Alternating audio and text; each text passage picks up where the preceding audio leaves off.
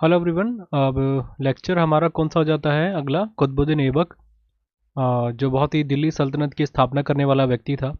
Last lecture में हमने मोहम्मद गौरी के बारे में बात करी थी। फिर हमने बोला था कि एक बख्तियार खिलजी था और एक कुतुबुद्दीन ऐबक। पूरी कहानी मैंने आपको बख्तियार खिलजी की बताई दी थी लास्ट लेक्चर में। देखिए, लेक्चर स्टार्ट करने से पहले मैं एक चीज़ आपको बता दूं जो बहुत ज़रूरी है। सबसे पहला पॉइंट जो है आपके लिए कि क्वेश्चंस थे डाउट सेशन के, मैं यहाँ पर क्लियर कर रहा हूँ। पहले चीज़ समझिएगा, कई लोग कह रहे थे कि बहुत लंबा कोर्स है तो आपने अभी तक लेक्चर्स 3-4 ही दिए हैं। देखिए, समझिएगा बात को जो मैं आपको कह रहा हूँ। मैंने आपको बोला था कि हम टारगेट कर रहे हैं। अब एक दिन में आपको मैं लेक्चर सारे दे नहीं सकता, ना आप उसको कंपाइल कर पाएंगे। एक सिलेबस के अकॉर्डिंग ही चल रहे हैं। जैसे मैंने आपको कंटेंट बोला था वैसे ही आपको मिल रहा है। पहली बात तो उसके लिए धन्यवाद जिन्होंने कंटेंट की तारीफ करी है। पर मैं पहला जो सबसे ज़रूरी पॉइंट है यही था कि कई लोग बोल रहे हैं कि हमारा मेंस का एग्जामिनेशन आ रहा है एंड मेंस से पहले आप कंप्लीट कर दीजिए। तो मैं आपको बता चुका हूँ कि पूरा टारगेट है कि मेंस से पहले आपको ये मैं हिस्ट्री का कंप्लीट कर ही दूंगा। दूसरा, जो स्टैटिक जीके में जुड़े हुए हैं उनके लिए इसलिए मैं थोड़ा ये कंटेंट आपको 1-2 दिन से नहीं दे पा रहा था। जो सबसे ज़्यादा दिक्कतें आ रही थी कि जो मैंने आपको बताया था कि स्टैटिक जीके के लिए मुझे एक टॉपिक कंप्लीट करना पड़ रहा है जिसको कहते हैं घराना। उसके लिए मुझे पीडीएफ बनानी पड़ती है, तो समय की थोड़ी कमी हो रही थी क्योंकि मुझे स्टैटिक जीके का वो टॉपिक बहुत अच्छे से देना था, क्योंकि एग्जाम में बहुत ज़्यादा आ रहा है। तो जल्दी हम इसको एप्लीकेशन में देंगे जो स्टैटिक जीके की कोर्स में आप सभी जानते हैं जिन्होंने एनरोल कर रखा होगा। इस कारण दूसरा क्वेश्चन ये था कि लाइव लेक्चर को लेके था कि आपने लाइव के लिए कहा था, लाइव अभी आया नहीं है और कंटेंट थोड़ा सा डिले हो रहा है। आपको डेली दिख रही होंगी, मैंने क्लासेस आपको एक एक डेली ही दे रहा हूँ और मैं कोशिश करूंगा इसकी फ्रीक्वेंसी थोड़ी ज़्यादा कर दूंगा मैं, जिससे क्वेश्चन आपको जल्दी से आपको सिलेबस आप कंप्लीट कर पाए। पर मैं आपको शुरू से कहता हुआ आ रहा हूँ कि हमारा टारगेट सिलेबस पे नहीं होना चाहिए। हमारा टारगेट होना चाहिए कि हमने पढ़ा क्या है। एक दिन में मैं आपको 10-10 लेक्चर दे सकता हूँ बट उसका कोई मायने नहीं रहेगा। ठीक है, इसलिए मैं कोशिश कर रहा हूँ अभी 1-2 ही आपको देने की और जल्दी से इसको आगे हम तेजी से करेंगे। ठीक है, तो ये चीज़ समझिएगा, इसलिए मैं आपको बता रहा था। क्वेश्चन थे कि आप थोड़ा जल्दी से करा दीजिए मेंस है। मेरा उम्मीद है कि आपने इतना कर लिया होगा। और एक चीज़ और बता दूं कि इंट्रोडक्शन वाले आप टॉपिक पे चले जाइएगा। लाइक चैप्टर जो मैंने आपको दिया है वहाँ पर मैं आपको एक पीडीएफ दे दूंगा जो आपके लिए वैल्यूएबल रहेगी, उसको पढ़ लीजिएगा। बाकी जो न्यू कंटेंट होंगे वो मैं यहाँ पर आपको दूंगा, नहीं तो आप चैप्टर वाइज डाउनलोड कर ही सकते हैं पीडीएफ। वैसे मैं आपको एक फुल्ली लेंदी एक दे दूंगा, अगर आपको चाहिए पीडीएफ आप उसको पढ़ सकते हैं। बट इसमें एक्स्ट्रा कंटेंट आपको देखने को मिलेगा जो मैं आपको दे रहा हूँ कंटेंट। इसमें आपको रिवीजन के लिए अच्छा रहेगा। अगर आप रिवीजन जल्दी से करना चाह रहे हो तो आप कर लीजिए, बट मेरा मानना है आराम से थोड़ा सा टाइम दे हिस्ट्री को, तभी आपकी अच्छी हिस्ट्री होगी। अगर आप एक दिन में सारा सिलेबस कंप्लीट करेंगे तो आपको दिक्कतें आ जाएंगी। ठीक है, तो ये चीज़ मैंने आपको बता दी। बहुत सारे कह रहे थे एस्पिरेंट्स, और 1-2 एस्पिरेंट का ये भी क्वेश्चन था कि पासेज हो गया। एक क्वेश्चन देखिए, मैं आपको सबसे पहली बात बोलता हूँ कि आप पूरा लेक्चर देखते नहीं है। लास्ट के लेक्चर में बोला था एक एस्पिरेंट ने कि आपने तराइन का सेकेंड वॉर के बारे में नहीं बताया था। तो मैं अब अगर आप लेक्चर देखते हैं तो प्लीज़ उसको देखें, फिर आप डाउट सेशन में डाल सकते हैं। उसमें मैंने बहुत डिटेल में आपको बताया, तो आप उसको पहले देखिए करिए फिर आप डाउट सेशन में डालें, क्योंकि वैल्यूबल आपके कमेंट रहते हैं और उनको पढ़ना बहुत ज़रूरी रहता है। तो प्लीज़ पहले आप उसको देखिएगा तब आप कमेंट करिएगा। ठीक है, बाकी स्टैटिक जीके का कोर्स मैंने ऑलमोस्ट ख़त्म कर दिया है, कह सकते हैं 70% तो कंप्लीट है। कुछ टॉपिक मैं और ऐड करूँगा, बट कारण ये रहा है क्योंकि मेरे को वो जो आपका म्यूज़िक है, जो हमारा संगीत घराना जिसको कहते हैं, वो टॉपिक वो बहुत ज़रूरी से अच्छे से आपको कंपाइल करके देना था, उसमें समय लग रहा है।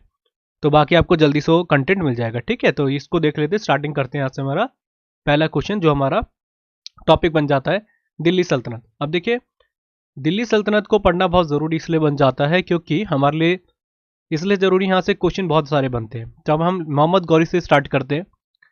मैंने आपको मोहम्मद गौरी की कहानी बताई थी। देखिए, मोहम्मद गौरी जो था, मोहम्मद गौरी के दो सेनापति कह सकते हैं। सेनापति के रूप में तो काम नहीं करता था कुतुबुद्दीन ऐबक, बट हाँ बहुत अच्छी अच्छी जगहों में इसको कुतुबुद्दीन ऐबक को ज़्यादा भरोसा रखा था मोहम्मद गौरी ने। सबसे ज़्यादा आप ऐतिहासिक तरीके से देखेंगे तो मोहम्मद गौरी दो ही लोगों पे भरोसा करता था, एक था बख्तियार खिलजी एंड दूसरा था कुतुबुद्दीन ऐबक। इन दोनों पे बहुत ज़्यादा भरोसा करता था। इसी कारण जब मोहम्मद गौरी जा रहा था देश को छोड़ के, क्योंकि आप जानते हैं जितने भी आपके मोहम्मद गौरी, गजनवी हो गया, मोहम्मद बिन कासिम हो गया, इन सभी का मोटो यही हुआ करता था कि ये भारत में रहेंगे और यहाँ लूटपाट करके भाग जाएंगे। मोहम्मद गौरी थोड़ा एडवांस लेवल का था। उसने सोचा कि हिंदुस्तान को एक इस्लामिक कंट्री बना के मैं जाऊँगा, वो उसने करा भी। और इसी मोटो को रखते हुए उसने दो अपने सेनापति भेज दिए, जिसने बोला बख्तियार खिलजी और कुतुबुद्दीन ऐबक। कुतुबुद्दीन ऐबक से ज़्यादा लगाव था मोहम्मद गौरी को। तो उसने कहा कि आप दिल्ली सल्तनत, आपको मतलब एक दिल्ली की आप समझ सकते हैं पोजीशन क्या थी इंडिया मैप में अगर आप देखेंगे, तो इसको सत्ता दे के चले गया मोहम्मद गौरी।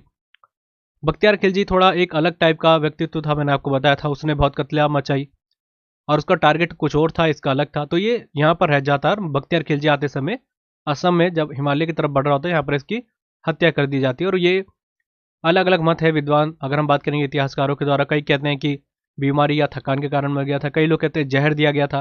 वो हमारा कंसर्न नहीं है, पर मैंने आपको जो लास्ट में बताया था सारी चीज़ हमने डिस्कस कर ली। मोहम्मद गौरी का चैप्टर यहीं पे खत्म हो जाता है जब यहाँ पर ये लास्ट में असम की तरफ बढ़ता है। फिर बचता है कुतुबुद्दीन ऐबक। देखिए कुतुबुद्दीन ऐबक का टाइम देखिए, आप समझिएगा, इसको बाबर से आप कंपेयर कर सकते हैं, क्योंकि बाबर भी जो था मात्र 4 साल के रहा और काफ़ी इसकी जो कह सकते हैं कि शैली थी उसकी जैसे मिलती है जो मुगल अगर हम कहें एम्पायर का संस्थापक रहा था। हाँ, कुतुबुद्दीन ऐबक इतना कह सकते हैं वॉरियर टाइप का नहीं था, मतलब ज़्यादा लड़ाई पर भरोसा नहीं रखता था। अगर आप देखेंगे तो इसकी लड़ाई कुछ खास हुई नहीं है ऐतिहासिक रूप से।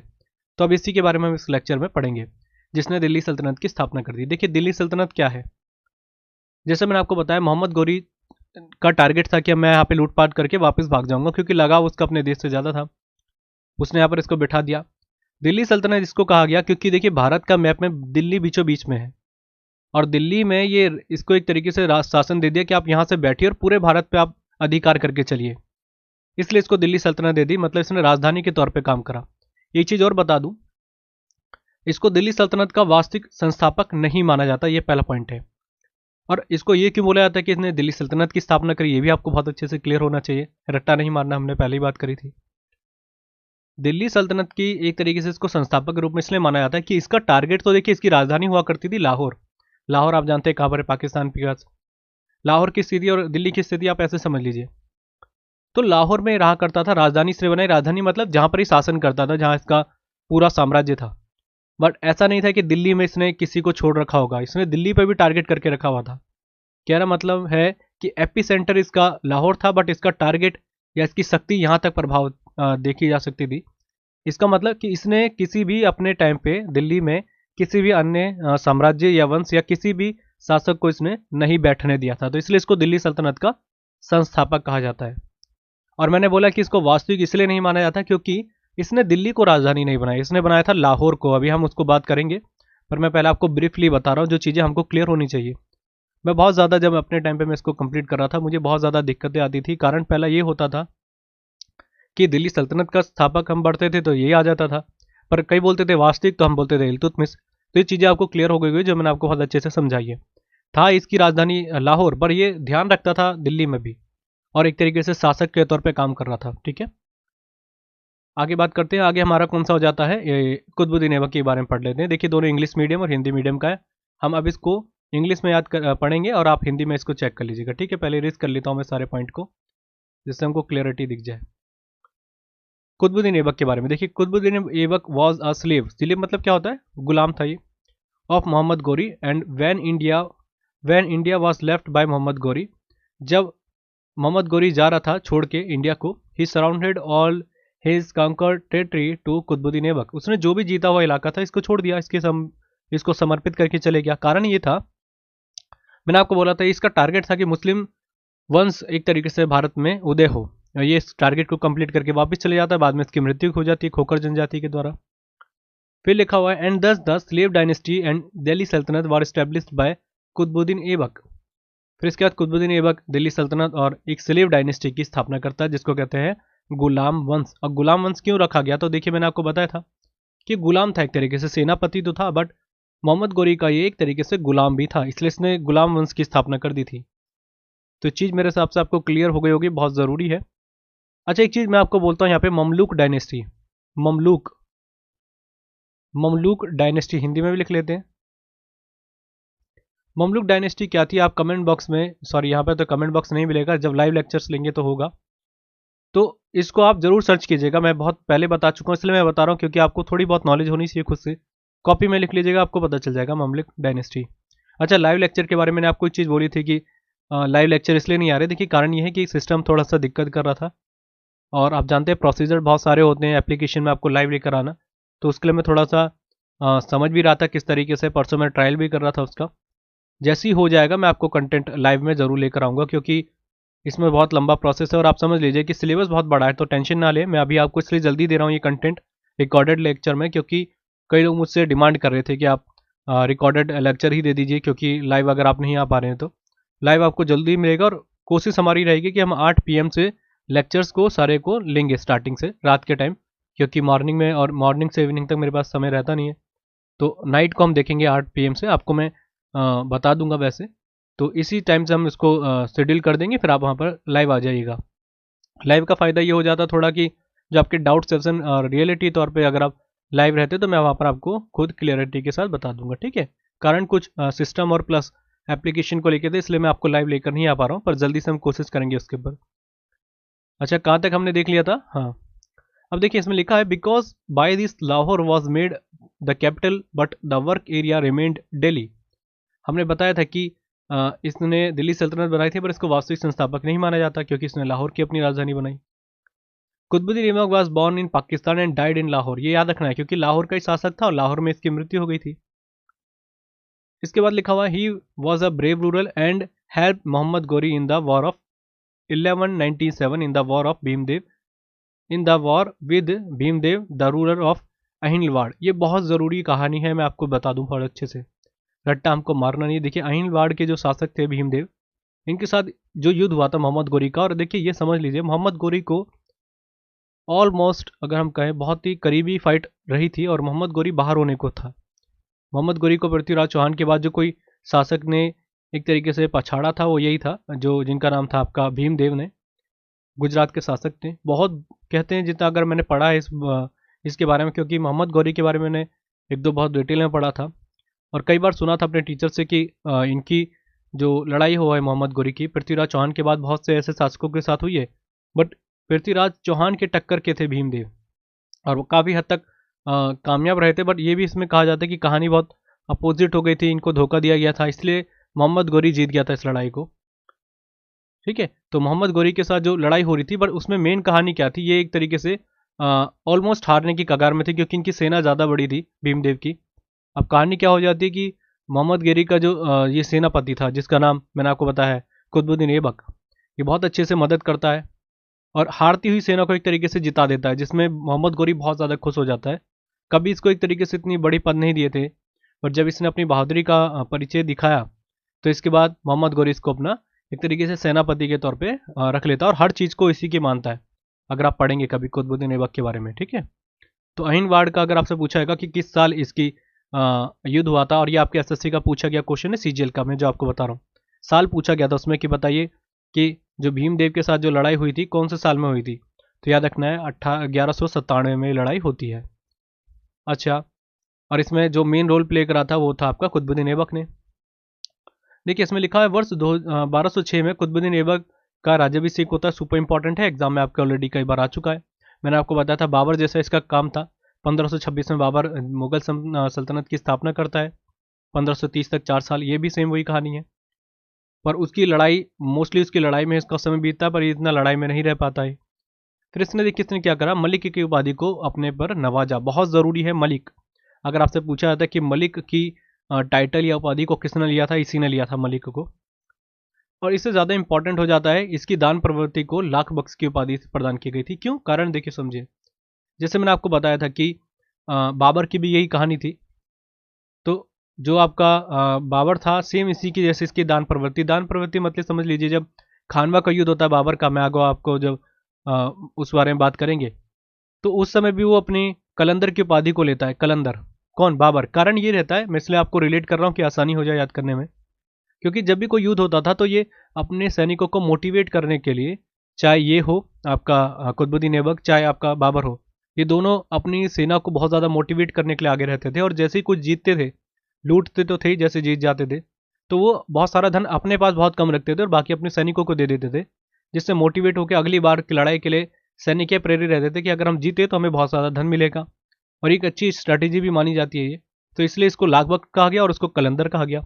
तो दोनों चीज़ें याद रखिएगा रिलेट करके।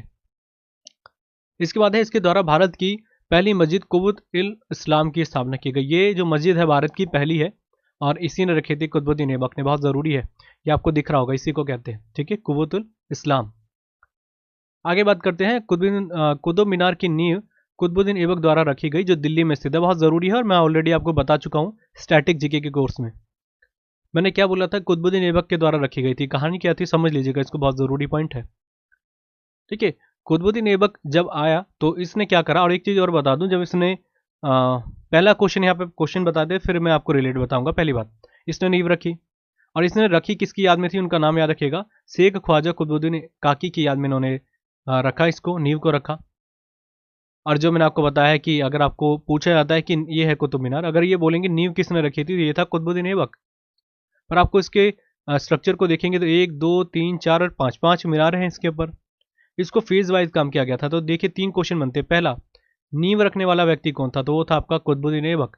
ये काम को कंप्लीट नहीं करा पाया क्योंकि इसकी बहुत जल्दी मृत्यु हो जाती है चौगान खिलते समय, तो ये नींव रख देता है। फिर इसके बाद आता है फिरोज शाह तुगलक, सॉरी इल्तुतमिश आता है। इल्तुतमिश क्या देखता है कि जो इसके ससुर ने इतना काम कर रखा है, तो क्या करता है 4 मंजिल बना देता है, 1 2 3 4। ये दूसरी बार में काम करता है इल्तुतमिश, पहले करता है कुतुबुद्दीन ऐबक, फिर तीसरे नंबर पर आ जाता है आपका फिरोज शाह तुगलक। उसके बारे में हम बात करेंगे। फिरोज शाह तुगलक देखता है कि मीनार प्रॉपरली नहीं दिख रही है, मुझे अच्छे से लग नहीं रही है, तो मैं 5वीं मंजिल को ही बना देता हूँ। तो 5वीं मंजिल का काम करता है फिरोज शाह तुगलक। और ये आपके एग्जाम में ऑलरेडी कई बार रिपीट हो चुका है। पहली बार आया था कि नींव किसने रखी, और तीनों ऑप्शन में थे, तो बच्चे कंफ्यूज ना हो, पहले ही नींव होती है इनके द्वारा। सेकेंडली आपके सामने क्वेश्चन आता है कि इस पे 4 मंजिल बनाने का काम या इसको मरम्मत कराने का काम किसका था, तो इसी का था, आपके जो कुतुब मीनार को इल्तुतमिश के द्वारा। फिर इसके बाद आपके सामने क्वेश्चन आता है कि बताइए कि इसके ऊपर 5वीं मंजिल किसने बनाई थी, तो ये था आपका फिरोज शाह तुगलक। तो तीनों स्ट्रक्चर को आपको तरीके से याद रखना है, क्या क्या तरीके थे। और इसको किसकी याद में रखा गया था कुतुबुद्दीन ऐबक की, तो शेख ख्वाजा मोइनुद्दीन, और सॉरी ख्वाजा कुतुबुद्दीन काकी की याद में इसने रखी थी नींव को। देखिए कुतुब मीनार के बारे में ये कहा जाता है कि विष्णु मंदिर हुआ करता था, और इस विष्णु मंदिर को उसने तोड़ा और इसमें नींव रखने का काम करा, और जिस समय इसकी मृत्यु हो गई थी 1210 में, विष्णु मंदिर हुआ करता था। और ये कई बुक्स में पढ़ने को मिला है। इसने उसको तोड़ा और उसके बाद इसने काम करा। 1210 में चौगान खेलते समय इसकी मृत्यु हो जाती है। चौगान देखिए क्या होता था एक तरीके से अगर आपने पोलो देखा होगा, पोलो पोलो की हमने बात करी थी, 4 प्लेयर होते हैं। वैसे एक समझ लीजिए उस जमाने में घोड़े, जो आप जानते हैं घुड़सवारी ज़्यादा हुआ करती थी, तो घोड़े पे बैठ के एक स्टिक होती थी जिससे उस बॉल को मारा जाता था और आगे की तरफ बढ़ा जाता था। जैसे मैंने आपको एग्जाम्पल दिया था बुज कासी, जो बुज कासी आपका नेशनल गेम है आपका अफगानिस्तान का, जिसमें बकरे के धड़ को लेके भागा जाता है, वैसी सेम कहानी है। पर इसमें बॉल हुआ करती थी और ये उस समय खेल रहा था इसको, चौगान को, और खेलते समय ये गिर जाता है घोड़े से, और जिसके कारण इसकी मृत्यु हो जाती है कुतुबुद्दीन ऐबक की। ये कहानी खत्म हो गई। इसके बाद है कुतुबुद्दीन ऐबक का मकबरा कहाँ पर, इसका टॉम है इसका लाहौर में। बहुत इंपॉर्टेंट है, कई बार एग्जाम में आया ये। तो जो जो हमने बात कर ली मैंने आपको सभी डिटेल में बता दी हैं, ये आपको इसके बारे में याद रखने की ज़रूरत है। ठीक है, अब मैं कुछ एक्स्ट्रा आपको नॉलेज दे दूं जो बहुत ज़रूरी है हमारे लिए, कहीं पता आपसे वहाँ से भी क्वेश्चन आ जाए और आप उसके लिए प्रिपेयर रहें, क्योंकि कुछ एडवांस लेवल भी आपको पता होना चाहिए। कई बार एडवांस लेवल के क्वेश्चन हमारे एग्जाम में आ जाते हैं। देखिए पहली बात मैंने आपको बोला है कुतुबुद्दीन ऐबक का शासनकाल रहा था मात्र 4 साल, 1206 से लेकर 1210। कई बार एग्जाम में रिपीट हुआ है, पहला याद रखिएगा। इसको मैंने बताया था कि गुलाम डायनेस्टीज ने स्थापित करी थी दिल्ली सल्तनत, जिसको कहते हैं। ठीक है, अब इसके बाद क्या होता है, देखिए एक चीज़ और बता दूं, ये एक तरीके से गुलाम भी था, सेनापति भी था, और इसका जन्म होता है तुर्कमेनिस्तान में। तो तुर्कमेनिस्तान अगर आपसे पूछेंगे, या तुर्किस्तान कहेंगे, सॉरी तुर्किस्तान अगर आपसे पूछेंगे, तो जन्म इसका तुर्किस्तान में होता है। आपसे पूछा जाएगा मरा कहाँ पे था, तो लाहौर में। दोनों चीज़ें ज़रूरी है, बट ज़्यादातर आपके एग्जाम में आता है कि इसकी मृत्यु कहाँ पर हुई थी, तो वो था आपका लाहौर। ठीक है, तो इसको जरूर याद रखिएगा, इसलिए इसका मकबरा भी वहाँ पर बनाया गया। अच्छा, इसको क्या कहा जाता था, इसका क्या नाम है, कुतुबुद्दीन ऐबक का नाम क्यों रखा गया था कुतुबुद्दीन, क्योंकि इसको कहते हैं चंद्रमा का देवता। चंद्रमा, जो हमारे चंदा मामा जिनको कहा जाता है, उसके देवता के रूप में इसको कहा जाता था कुतुबुद्दीन ऐबक को। और ये तुर्की शब्द है, इसलिए कुतुबुद्दीन इस तरीके का पूरा मैंने आपको अर्थ बता दिया। अब देखिए बहुत ज़रूरी क्या है कि अगर आपसे पूछा जाएगा कि है इसका बैकग्राउंड क्या रहा था, मैं आपको स्टोरी इसलिए बता रहा हूँ कि आपको एक जो शासक है या एम्परर है उसके बारे में पूरी कहानी पता होगी, तो आप इजिली बना लेंगे, रट्टा नहीं मारना हमको। देखिए कुतुबुद्दीन ऐबक एक तरीके से, इसके माँ बाप, ये अनाथ था। अब अगर हम बात करें तो अनाथ मतलब इसके माँ बाप ने इसको जैसे ही पैदा हुआ था तो इसको कुछ समय के बाद एक आर्थिक स्थिति के कारण इसको छोड़ दिया, जिसके कारण इसको कई एक तट वगैरह पे छोड़ दिया था, जिसको एक आदमी ने उठाया, जिसका नाम था फखरुद्दीन अजीज कुकी। पूरा नाम था अजीज कुकी। मैं इसलिए बता रहा हूँ, क्या पता क्वेश्चन थोड़े अच्छे आ जाए, आज के टाइम पे अच्छे क्वेश्चन आ रहे हैं। जिसका नाम था फखरुद्दीन, फखरुद्दीन कुकी नाम था, कुकी, KUKI, कुकी नाम था। लास्ट का वर्ड याद रखेंगे तो इसलिए आप बना लेंगे। पूरा नाम था फखरुद्दीन अजीज कुकी। उसने इसको पाला, पालने के बाद कुछ एक समय के बाद जैसे ही मोहम्मद गौरी के दरबार में ही रहा करता था वो, तो मोहम्मद गौरी को इसके एक थोड़े बहुत कौशल, जो शुरुआत से मैं बोल रहा हूँ कि अच्छे तरीके से शासक के तौर पे इसने बहुत वीर था, इसकी थोड़ी सी खूबियाँ पता चलती है, तो इसको अपने साथ ले जाता है युद्ध में। वहाँ पर मैंने आपको बताया हिंदवाड़ का युद्ध हो गया, बहुत सारे युद्ध में इसने अच्छा रोल प्ले करा, जिसके कारण इसको सेनापति बना दिया गया। इसके बाद फिर इसके बाद इसकी ज़्यादा अच्छी खूबियों के कारण कुतुबुद्दीन ऐबक को वो शासक बना के चल जाता है मोहम्मद गौरी। सबसे ज़रूरी क्वेश्चन आपके पीसीएस के एग्जामिनेशन में आया था, ये बताइए कि कुरान खां किसको कहा जाता है? कुरान खां, कुरान खां। आप कुरान को कैसे लिखते हैं थोड़ा सा आप देख लीजिएगा इंग्लिश में, मुझे पता नहीं है, गलती ना हो इसलिए मैं आपको बोल रहा हूँ। कुरान खां एक बार आप चेक कर लीजिएगा। कुरान खां इसको कहाँ क्यों गया? क्योंकि कुरान को बहुत अच्छे से पढ़ता था, ये पढ़ने में बहुत माहिर था। दिल्ली सल्तनत के शासकों में सबसे अच्छे अगर जिसने कुरान के बारे में पढ़ी है, क्योंकि इसकी जो भी इसके बारे में साक्ष्य मिलते हैं पढ़े हुए लिखे हुए, तो उसमें बोलते हैं कि इसकी सबसे बड़ी खूबी थी कुरान पढ़ना बहुत अच्छे से। जैसे इमाम वगैरह आपने सुना होगा, जो पता नहीं इसको क्या कहते हैं, जब एक तरीके से जब इनवाइट किया जाता है मस्जिदों के द्वारा, तो उसमें जो एक आवाज़ देते हैं कोई एक व्यक्ति, तो आवाज़ बहुत अच्छे तरीके से दी जाती है, वही सेम कहानी, इसलिए कुरान खां इसका नाम दिया गया था, क्योंकि बहुत अच्छी आवाज़ थी इसकी, पहली पॉइंट। और दूसरी बात, कुरान बहुत अच्छे से पढ़ता था ये, जिससे बहुत लोगों को अट्रैक्टिव लगती थी इसकी आवाज़, तो इसलिए कुरान खां का नाम भी इसको दिया गया था। बहुत ज़रूरी पॉइंट है, ठीक है। तो ये मैंने आपको बता दिया, क्योंकि पीसीएस का एग्जाम में आया था, तो मेरे को लगा कि आपको इतना बताना ज़रूरी बन जाता है। देखिए, इसका राज्याभिषेक मैंने बताया था 1206 में होता है, ये बहुत ज़रूरी है कि एग्जाम में कई बार आया ये। इसकी उपाधि पूछी जाती है, मलिक इसने अपनी उपाधि रखी थी। इसकी एक और उपाधि थी जिसका नाम था सिपा सलार, सिपा सालार, सिपा सलार एक बार आप देख लीजिएगा, सिपा सलार ये इसकी उपाधि थी। इसको लाख बख्श मैंने आपको ऑलरेडी बताया था, क्योंकि इसकी दान प्रवृत्ति थी। अच्छा, इसने एक और बनाया था, जैसे हमने बात करी कुवैत इस्लाम इसने करा, इसने 2.5 दिन का झोपड़ा, जिसको एक तरीके से कह सकते हैं 2.5 दिन बोलते हैं, 2.5 दिन का झोपड़ा। और 2.5 दिन का झोपड़ा एक तरीके से मस्जिद थी ये, 2.5 दिन का झोपड़ा। यहाँ पर देख लीजिएगा आप इंग्लिश में थोड़ा देखिए, एक दो अभी मैंने कमेंट पढ़े थे, एक ही बच्चे का आया था कि आपकी राइटिंग समझ में नहीं आ रही थी, आपने थोड़ा जल्दी लिखा था, उसको थोड़ा धीरे लिखें, इससे बेहतर राइटिंग आपको क्या मिलेगी। तो आप थोड़ा बहुत खुद भी मैनेज करें, मैंने आपको बहुत क्लियरिटी के तरीके से आपको दे रखी है राइटिंग। तो बहुत रेयर होता है कि कोई मुझे राइटिंग के बेसिस में बोले, फिर भी मैंने देखिए आपको क्लियरिटी के साथ दे रहा हूँ। तो 2.5 दिन का झोपड़ा जो मैंने बताया, और एक और याद रखिएगा कि राइटिंग को मेरे को नहीं लगता कुछ गलतियाँ होती, बट एक ही कमेंट था, तो मेरे को लगा ये भी बता दूं मैं आपको। तो थोड़ा अब आप इसको मैनेज कर सकते हैं, बाकी मैं पूरी कोशिश कर रहा हूँ कि आपको एक अच्छी राइटिंग के साथ आपको कंटेंट दूँ। बाकी मैंने आपको पीडीएफ में दे ही रखा है चीज़ें। तो मैंने आपको बताया, पहले इसने बनाया कि कुव्वत इस्लाम जो भारत की पहली मस्जिद थी, फिर इसने 2.5 दिन का झोपड़ा बनाया, जिसको अढ़ाई कहा जाता है वैसे अगर हम देखेंगे, 2.5 दिन का झोपड़ा। फिर इसके बाद अच्छा कुतुब मीनार की मैंने बता दी, इसकी जो नींव रखी थी, फिर 4 मंजिल पे बनाई इल्तुतमिश के द्वारा, फिर फिरोज शाह तुगलक ने बनाया। आपसे पूछा जाएगा कि इसका मकबरा कहाँ पर है, तो इसका मकबरा है लाहौर में, क्योंकि एक तरीके से राजधानी इसने वहाँ बनाई थी अपनी। एक चीज़ और बता दूं, मुझे यहीं से याद आ गया, देखिए इसी के पास में पड़ता है एक आपका, जिसका नाम है मेहरौली स्तंभ। ये आपके एसएससी के एग्जाम में आया है, इसको पहले इरेज कर लेते हैं, फिर मैं आपको बताता हूँ, क्योंकि कई पॉइंटों को रिलेट करना भी बहुत ज़रूरी होता है, कई बार हमारे एग्जाम में छूट जाते हैं हमसे। मेहरौली स्तंभ के बारे में बात कर दूं, देखिए मेहरौली स्तंभ यहीं पास में पड़ता है, आगे हम बात भी करेंगे जब एंशियंट हिस्ट्री को पढ़ेंगे। वो पिलर भी ऐसा ही टाइप का आपका, ठीक है, ऐसा पिलर है, और वो पिलर की जो कहानी है वो पूरा लोहे का है, आयरन पिलर है ये।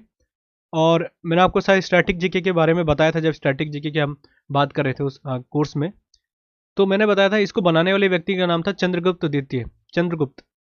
चंद्रगुप्त जो थे, इन्होंने जो द्वितीय थे, इन्होंने इसको बनाया था, चंद्रगुप्त, इन्होंने इसको बनाया था चंद्रगुप्त द्वितीय ने। और देखिए ये इसी के जस्ट सामने है, इसलिए कहा जाता है कि विष्णु मंदिर हुआ करता था, इसने इसको तोड़ाया था, बट इसको तोड़ नहीं पाया था, ये जितना मैंने पढ़ा है इसके बारे में। और इतना मजबूत ये पिलर है, लोहे का है, और आज भी इसमें जंग नहीं लगा। अगर आप जाते हैं कुतुब मीनार मेट्रो स्टेशन पे जाइएगा, वहाँ पर आपको एक मेट्रो स्टैंड जो है आपका, वहीं पर आपको इसके बारे में बहुत डिटेल में पता भी चलेगा। अब और ये एक तरीके से इसके परिसर में ही है ये आपका जो हम बता रहे हैं मेहरौली स्तंभ, और इसलिए आपको ये चीज़ याद रखनी है, बहुत ज़रूरी, मैंने आपको बता दिया।